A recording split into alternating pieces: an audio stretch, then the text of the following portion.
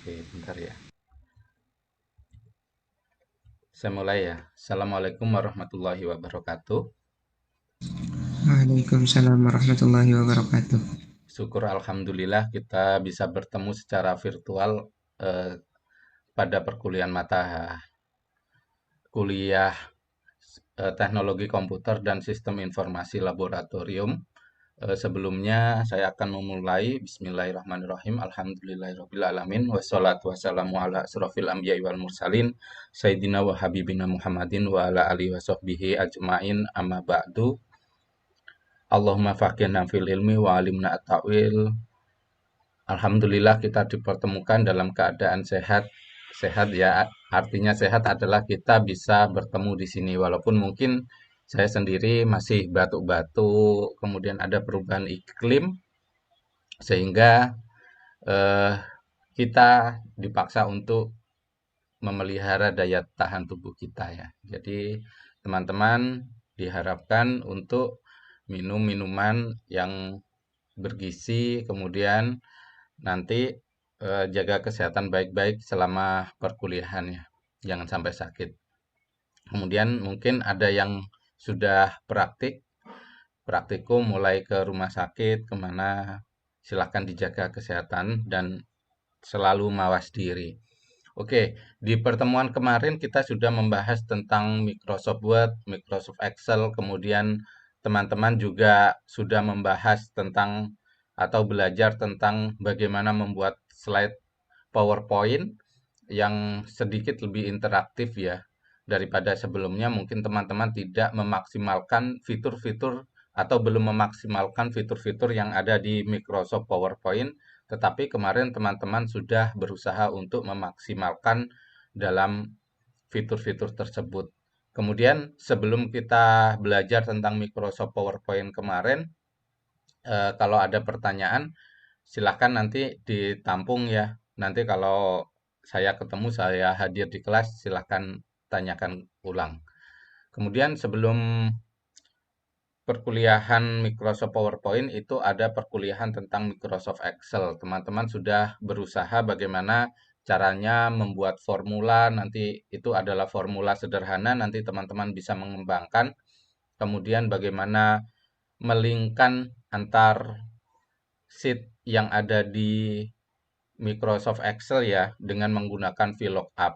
Teman-teman juga bisa menggunakan eh, kalau V itu kan dia vertikal, dia bisa horizontal pakai HLOOKUP dan yang lain sebagainya. Nanti bisa dikreasikan ulang.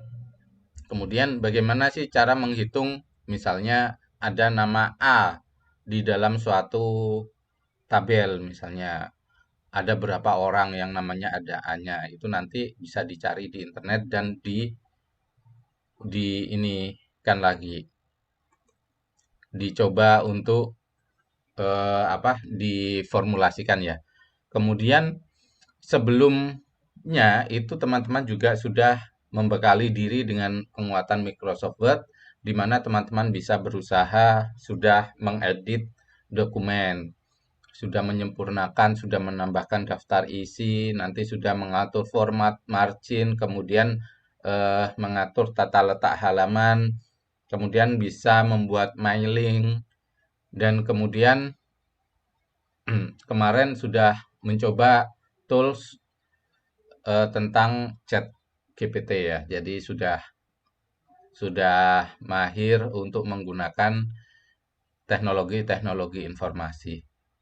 Kemudian yang per, untuk pertemuan kali ini kita akan membahas tentang bagaimana untuk mendesain sebuah video ya. Sesuai dengan mata kuliah atau RPS yang sudah saya bagikan kemarin, hari ini jadwalnya adalah tentang video. Bagaimana sih kita membuat suatu video? Nah, mungkin dalam pembahasan kali ini nanti teman-teman yang terbagi menjadi kelompok yang akan dikirim menjadi delegasi TLM dalam suatu perlombaan itu ada beberapa yang membuat video juga. Mungkin ini harus diperhatikan. Bagaimana sih cara membuat suatu video? Teman-teman tentunya tidak asing dengan video ya. Sudah banyak melihat video. Baik kalau laki-laki biasanya suka anime, kalau perempuan biasanya suka drakor atau suka yang lain. Ada yang saya suka India, Pak. Ya, semuanya bisa dibikin kayak gitu. Apa sih kiatnya kita ketika membuat suatu video ya? Yaitu pertama adalah rencanakan seperti profesional. Kita harus memiliki jiwa profesionalitas. PD lah istilahnya itu kita harus PD. Membuat apapun ya PD kita. Kayak gitu. Kita PD melakukan apapun. Yang pertama, ketahui pesan Anda. Jadi kalau kita sudah menjadi profesional, itu kita wajib tahu apa sih yang akan kita tampilkan dalam video kita nanti. Sama dengan teman-teman yang sudah terbiasa dengan TikTok, yang sudah terbiasa dengan video-video Reels, kayak gitu. Ingin menyampaikan sebuah pesan. Pesannya apa? Sepatu baru misalnya. Udah ngalor ngidul kayak gitu, tentunya yang terakhir adalah dibidik sepatunya kayak gitu. Kemudian ada mungkin lipstick baru kemudian ditampilkan atau make up baru ditampilkan yang ujung-ujungnya itu ditampilkan. Jadi kita harus mengetahui pesan apa sih yang ingin disampaikan melalui video kita. Apakah itu sifatnya adalah edukasi untuk penyuluhan atau pembelajaran, untuk hiburan. Ya, kalau sementara membuat reels, ya hanya hiburan semata. Tetapi ketika sudah bosen hiburan, kayaknya bisa dijual nih. Nah, kayak gitu. Kayaknya saya sudah seringkali membuat make up. Banyak yang tanya, belinya di mana, Kak? Kayak gitu kan. Biasanya jawab toko hijau, toko oranye, kayak gitu. Toko merah, kayak gitu. Kali ini saya coba bikin di TikTok itu kan ada menu untuk jualannya. Jadi buat jualan aja deh kayak gitu. Karena kemungkinan produknya cocok dengan kulitnya, cocok dengan fashionnya, cocok dengan tampilan pribadinya yang memakai. Jadi bisa untuk dijual produknya. Kemudian tentukan intonasi nada. Yang pertama, kesan seperti apa yang akan Anda beri. Kita bisa melihat video Dokter Tirta, video Raffi Ahmad itu dia kesannya seperti apa kayak gitu. Ya, kalau Dokter Tirta kita lihat marah-marah dulu kayak gitu. Kesannya kayak orang-orang marah, tetapi sebetulnya dia hatinya Hello Kitty kayak gitu misalnya. Teman-teman juga bisa bisa menentukan passionnya masing-masing. Passion itu diperlukan ya, apalagi kayak penyanyi-penyanyi itu. Makanya seperti Agnes Mo itu dia pergi ke dunia internasional, itu dianya disaring benar karakter suaranya itu seperti apa sih? Tidak boleh menyamakan dengan yang lain. Kayak gitu. Jadi ada evaluasi secara internasional. Nanti teman-teman kalau membuat video kesannya seperti apa? Kayak gitu. Ada yang membuat video itu ya kayak banci-banci itu kan teman-teman bisa lihat. Aldi kayak gitu kan. Kayak yang di Jogja pakai ecek-ecek kayak gitu. Itu seperti apa? Nanti oh ternyata tenar juga. Kemudian ada video pengobatan daya, itu kesannya seperti apa, kayak gitu. Padahal dia sudah menegaskan bahwa semua pengobatan itu tidak sepenuhnya berhasil. Ada beberapa yang tidak berhasil tergantung tingkat keparahan, kayak gitu. Sudah. Tetapi tetap aja orang yang melihat itu kesannya itu pasti berhasil kalau diobati sama Ida Dayak misalnya kayak gitu. Padahal ada beberapa ya, Ida Dayak juga mengakui kalau beberapa ada yang tidak bisa disembuhkan. Kemudian yang kedua adalah gaya apa ya? Agar penyampaian terkesan alami. Nah, kalau kayak Dokter Tirta kemarin agar terkesan alami dianya kayak teriak-teriak kayak gitu. Udah kayak orang marah-marah padahal dia statusnya dokter. Ini berbeda dong, Pak, kayak gitu. Ya memang seperti itu dia gayanya. Kemudian kalau Raffi Ahmad seperti apa kayak gitu. Nanti kalau Andre Taulani seperti apa, yang hobi otomotif seperti apa. Kalau hobi otomotif ya ada siapa Vera ya siapa Fitra Om Fitra ada siapa kayak gitu. Kemudian yang hobi kesehatan ada Dokter Tirta ada dokter siapa kayak gitu. Nanti gayanya seperti apa. Kemudian yang berikutnya adalah siapa audiens Anda. Yang berikutnya siapa sih, apakah anak kecil, orang tua kayak gitu. Itu harus dibedakan karena apa? Kemungkinan bahasanya bahasa tidak dimengerti oleh anak kecil misalnya, atau bahasa yang tidak dimengerti oleh orang tua. Tetapi saat ini biasanya bahasa-bahasa serapan itu juga diperlukan. Untuk apa sih? Misalnya healing, kayak gitu kan, butuh healing, kayak gitu. Nah, sebenarnya healing itu diperlukan bagi mereka yang kena mental ya, mentalnya bermasalah kayak gitu. Tetapi dibawa ke ranah anak muda, dia itu untuk liburan itu dia menyebutnya healing. Padahal healing itu digunakan untuk orang yang stres, stres akut kayak gitu. Tapi seolah-olah kita dilebih-lebihkan. Kalau dunia sekarang itu seakan-akan dilebih-lebihkan kayak gitu.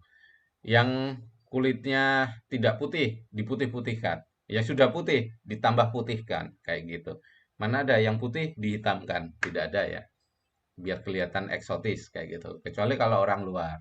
Kalau udah putih, musim panas, dianya berjemur biar hitam.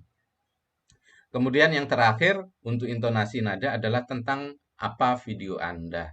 Jadi untuk apa sih? Untuk edukasi, untuk hiburan, untuk penjualan itu harus ada intonasi nadanya. Kalau untuk penjualan misalnya, berarti dia kata-katanya yang terakhir adalah yuk segera kayak gitu. Ini tidak banyak loh kayak gitu. Tidak banyak loh walaupun di belakang itu banyak kardus kayak gitu. Ini tidak banyak loh, silahkan dipesan. Tetapi begitu ada yang pesan 1.000 dilayani kayak gitu.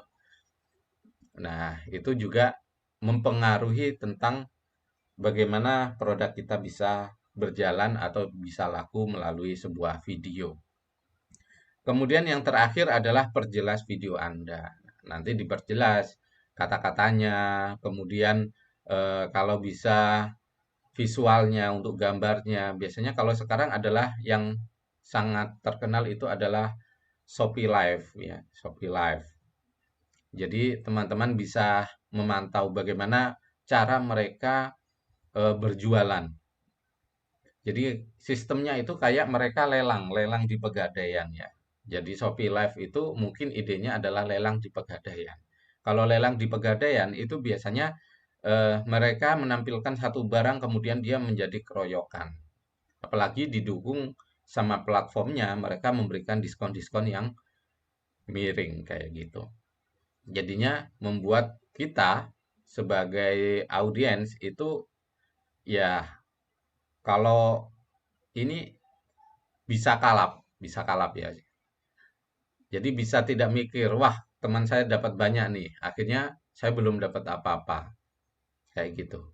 Padahal kembali lagi, perlu nggak sih barang itu dibeli, kayak gitu misalnya. Nah, jangan-jangan nggak perlu, kayak gitu. Oke, next.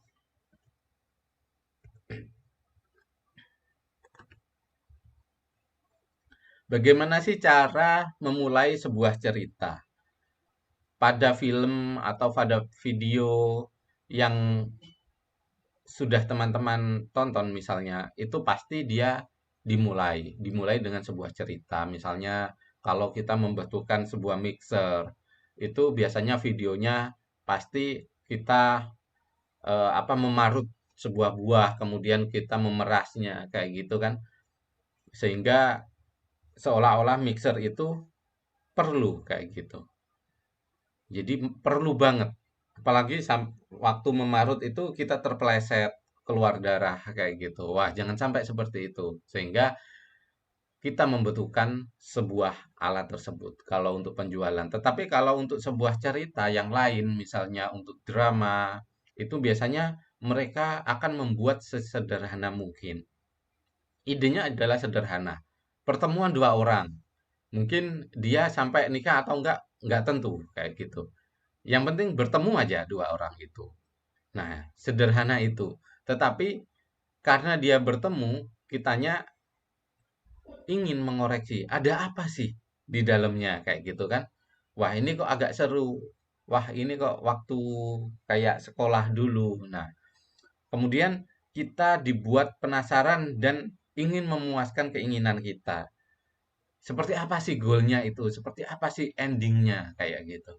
Jadi kalau ada cerita, kemudian kalian yang hobi nonton bioskop, itu pasti ingin tahu seperti apa sih endingnya. Walaupun mungkin sudah tahu endingnya, itu prosesnya akan ditutup sama mereka sehingga ingin tahu, wah untuk menang ini si hero-nya ngapain sih kayak gitu. Padahal sepele, mereka sepele.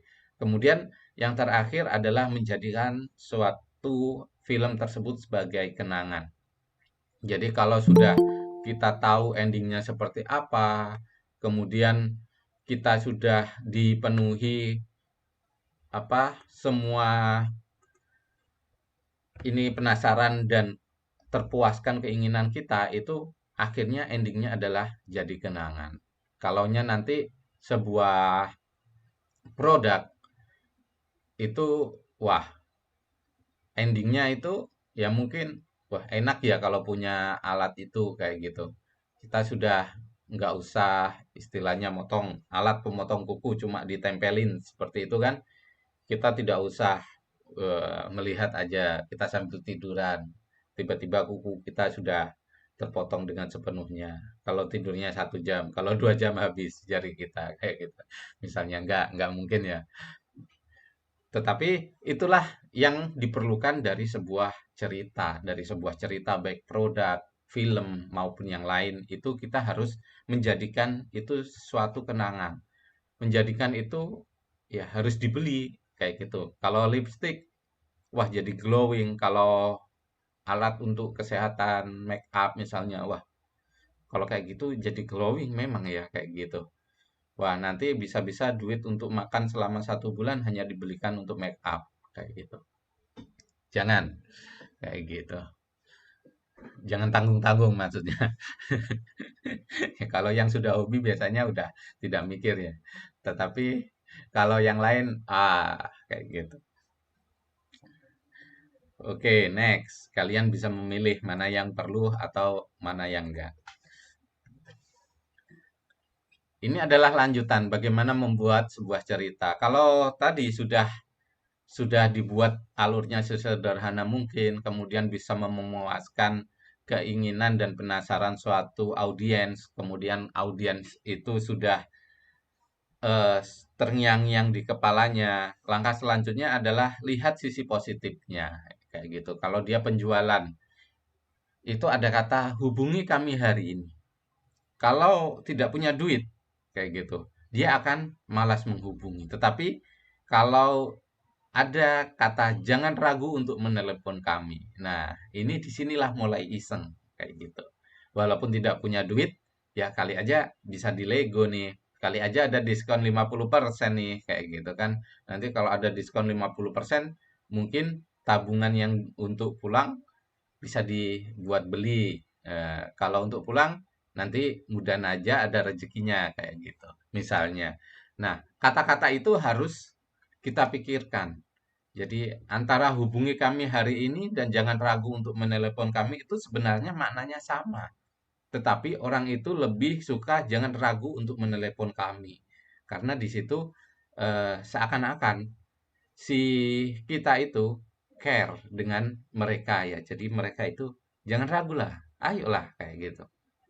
Jadi dulunya kita tidak mau terbuka, kita jadi terbuka dengan adanya jangan ragu kayak gitu. Kemudian yang terakhir adalah panggil audiens Anda untuk bertindak. Jadi jangan menelepon atau jangan ragu untuk menelepon kami. Kemudian gimana cara manggil audiensnya kayak gitu. Stok kami tidak banyak kayak gitu. Makanya ini adalah penawaran ultimate untuk Anda misalnya. Nah, seperti itu. Kalau sudah seperti itu, udah berbondong-bondong ngantri, udah berbondong-bondong ngorder kayak gitu misalnya. Harapannya kan ke situ. Kemudian bagaimana sih cara membuat kontennya? Kalau tadi kita sudah menentukan bagaimana membuat sebuah cerita, ide ceritanya itu bagaimana sih kayak gitu. Kita bisa belajar dari film-film yang ada, dari video karya orang lain. Kemudian bagaimana sih cara membuat kontennya? Yang pertama tentunya adalah googling. Kalau kita sudah mempunyai narasi, kemudian alur ceritanya, kita pasti terbayang apa sih yang akan diperlukan dalam sebuah video kita nanti. Kita googling nantinya. Oh, kita perlu seperti ini, seperti ini, seperti ini. Kemudian yang kedua adalah kita pilih gaya. Nah, di situ gayanya pertamanya dia ilustrasinya tidak ada ini ya, tidak ada rambutnya. Kemudian dia dikasih rambut di sini. Jadi pertamanya itu, wah, mungkin videonya datar aja, tetapi kita rubahlah. Kita harus ada aksinya, harus ada ini dan yang lain sebagainya.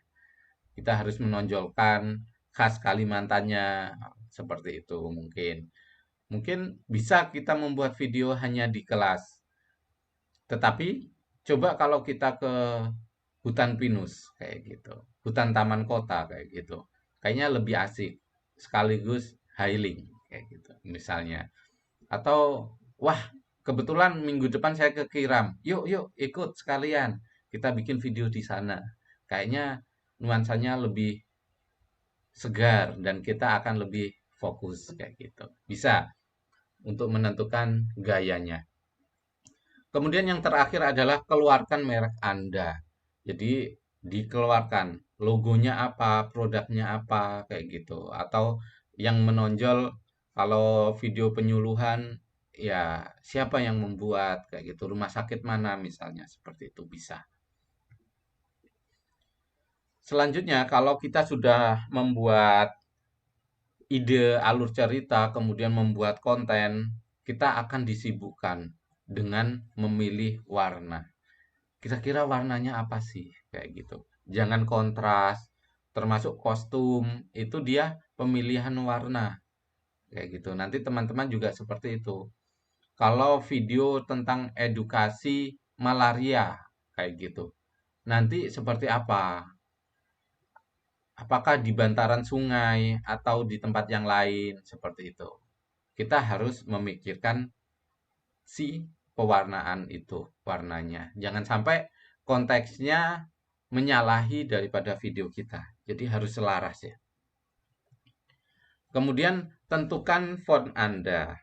Kalau sudah itu ditentukan tulisannya. Biasanya kalau penentuan font ini untuk ini ya, translator kata-kata atau dia juga bisa untuk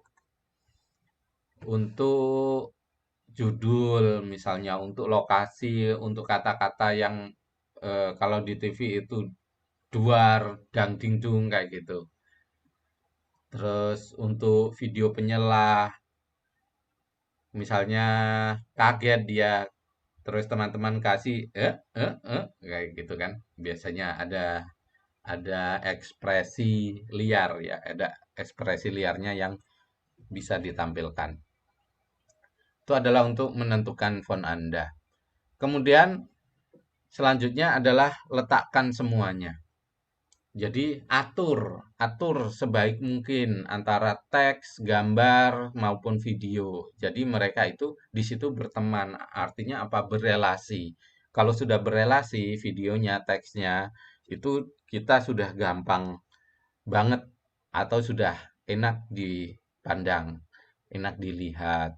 Makanya nanti kalau ada tugas tentang pembuatan video, boleh nggak Pak videonya itu saya kolaborasikan dengan, misalnya saya ada video tayangan. Boleh.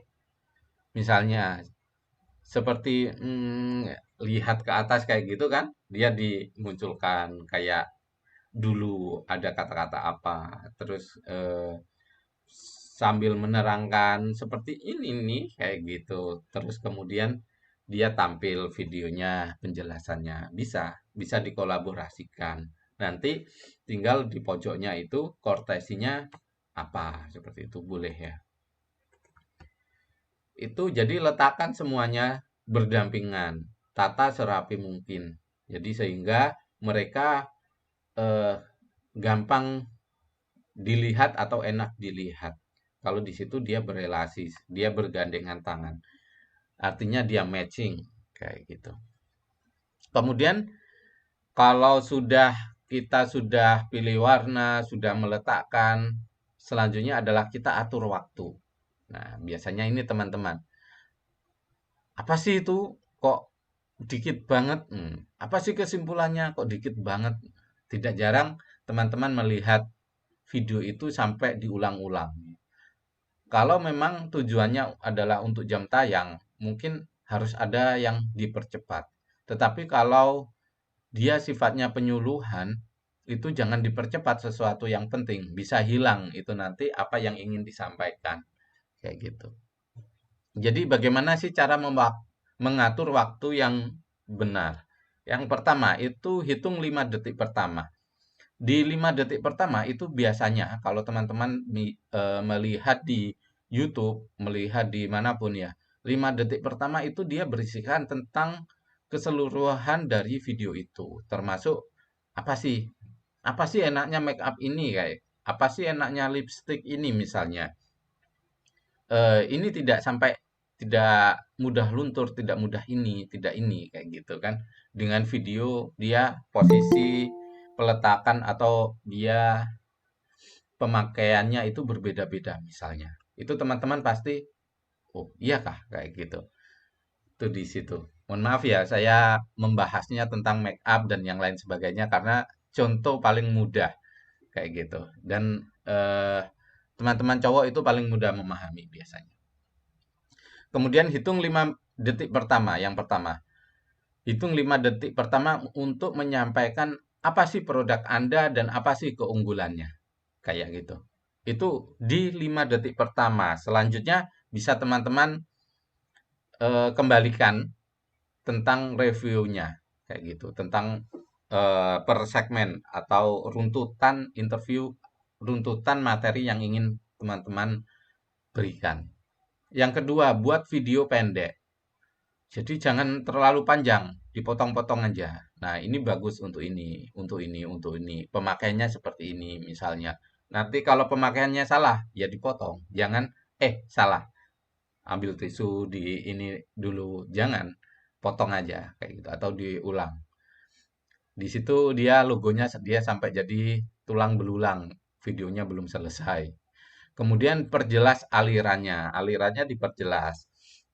Tadi waktu pertama dia eh, mengintronya itu keunggulan produk dan mungkin keunggulannya murah, kemudian dan yang lain sebagainya bagus dan lain sebagainya. Kemudian alirannya apa, cara makainya, gimana, tipsnya biar tidak mudah habis, itu harus diperjelas di aliran ini. Kemudian atur waktu elemen Anda. Jadi diatur 5 detik pertama itu untuk pengenalan produk beserta keunggulan. Kemudian eh, 5 detik atau 1 menit, janganlah 30 detik lah. Itu untuk pemakaian. Kemudian 30 detik untuk tips yang lain. Kemudian 5 detik terakhir itu membuat orang penasaran dan ingin membeli, misalnya seperti itu. Nah, itu harus diatur dengan benar. Jadi banyak ya.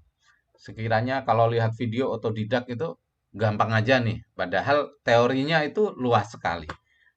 Teorinya luas, bisa kemana-mana. Kemudian kalau tadi itu kita tentang masalah waktu. Ini masalah tampilan. Ini adalah masalah waktu. Kemudian selanjutnya adalah masalah suara. Jadi suara itu juga diperhatikan ternyata. Yang pertama adalah latihan menjadi sempurna. Nah, ini bagi mereka yang suka Shopee Live, suka seperti saya. Saya juga latihan menjadi sempurna. Kadang juga saya pretol-pretol kayak gitu. Kadang juga maunya menyampaikan sana tapi distrap si otaknya sehingga misalnya kata-katanya putus di tengah jalan kayak gitu. Banyak kan dosen seperti itu.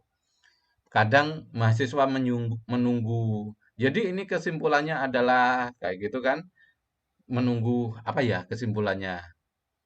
Nah, tadi kita melihat ini, nah, balik lagi kata mahasiswanya kayak gitu. Nah, itu kita sudah harus belajar untuk latihan menjadi sempurna tentang ini, tentang untuk menjadi penyiar ya. Kalaunya teman-teman ada di kampungnya, ada punya radio apa, itu cobalah jadi presenter. Nanti kalau yang sudah bakat enak aja mereka. Kalau yang belum, saya malu di depan, malu ngomong, malu apa, itu susah. Kemudian efeknya apa, teman-teman nanti di pelayanan juga menjelaskan kayak gitu. Tentunya harus sudah paham, sudah harus menguasai tentang public speaking. Kemudian yang kedua adalah pengaturan. Dia diatur, intonasinya tadi, dia nadanya seperti apa, dia gayanya, gaya bicaranya seperti apa, kayak gitu. Nah, kemungkinan ada juga yang gaya bicaranya antara di medsos dan di realita itu berbeda. Banyak ya. Jadi kalau jadi penyiar radio dia enak banget suaranya. Oh, gini gini gini gini gini gini. Nah, begitu ini tegas apa, begitu ketemu ji kayak gitu. Iya kan? Nah, atau begitu ketemu suaranya, "Pak, apa?" Oh, kayak gitu. Dianya lebih serem daripada yang didengar. Kemudian selanjutnya kalau kita sudah berusaha menjadi sempurna, kita sudah atur intonasinya, stylenya, kita mencoba merekam vokal dan mengeditnya. Kita rekam. Jadi biasanya videonya itu dipotong-potong dulu waktu di editornya, kemudian baru disisipkan suaranya. Contoh adalah video memasak. Nah, setelah kita persiapkan bumbunya, kayak gitu. Pertamanya kan sudah ada tuh videonya dipotong-potong. Yang pertama adalah bawang merah, bawang putih, tambahkan sedikit cabai. Nah, koreksi rasa dengan menambahkan petsin, dengan menambahkan garam, dengan menambahkan gula misalnya.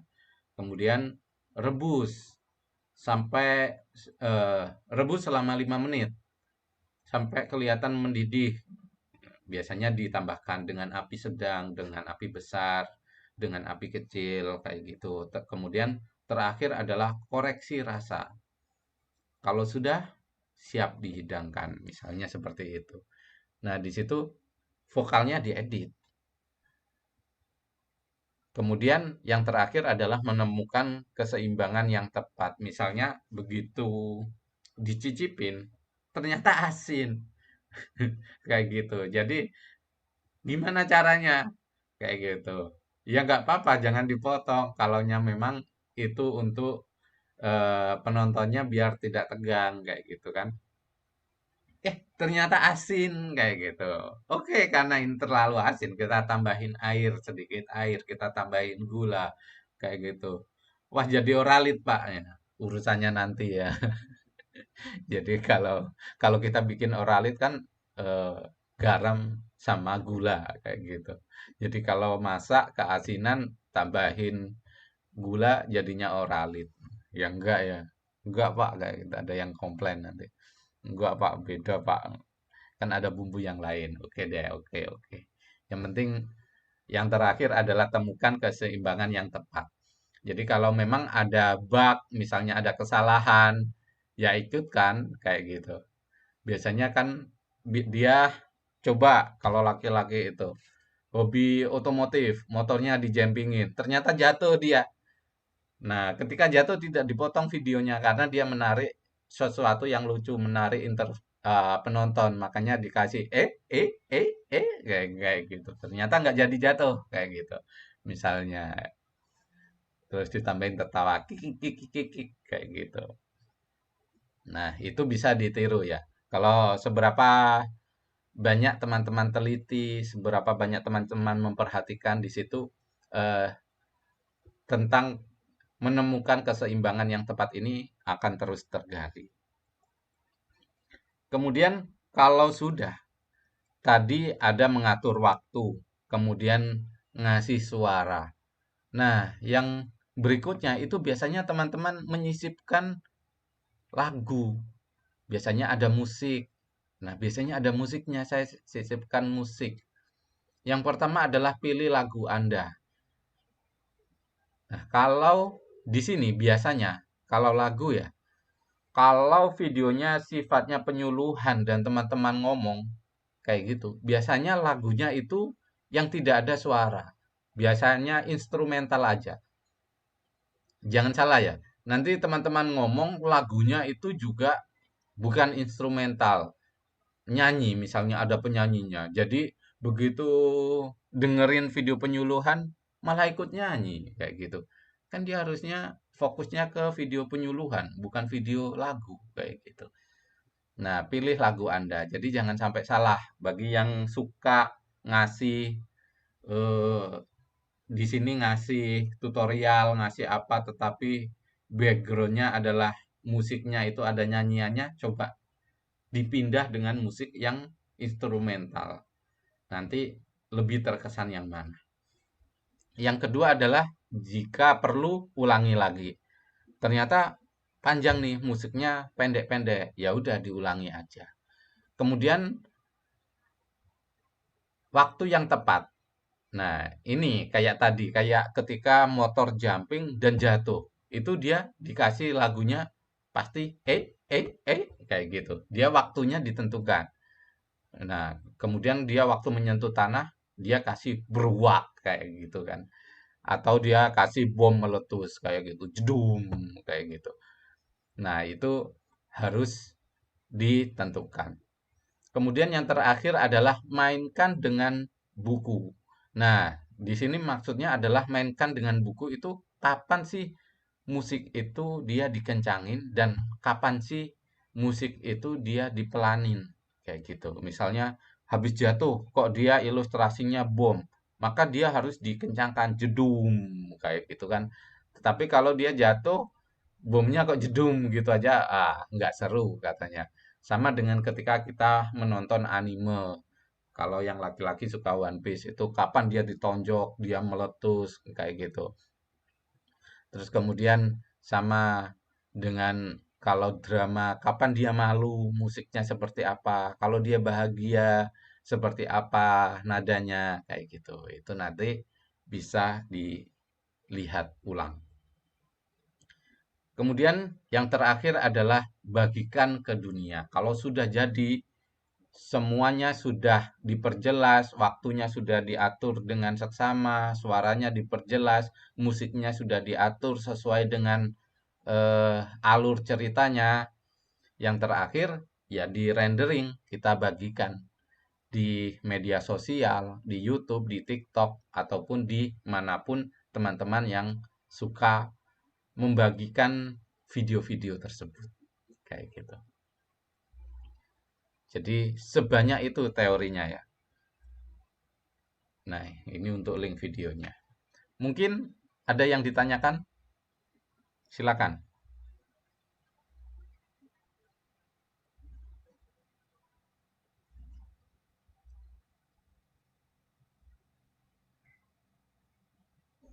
Saya sering melihat ke atas ya, karena saya memakai dua layar. Jadi layar satunya untuk melihat teman-teman yang hadir. Jadi saya tidak ingin teman-teman menunggu di ruang tunggu terlalu lama. Saya memakai dua layar.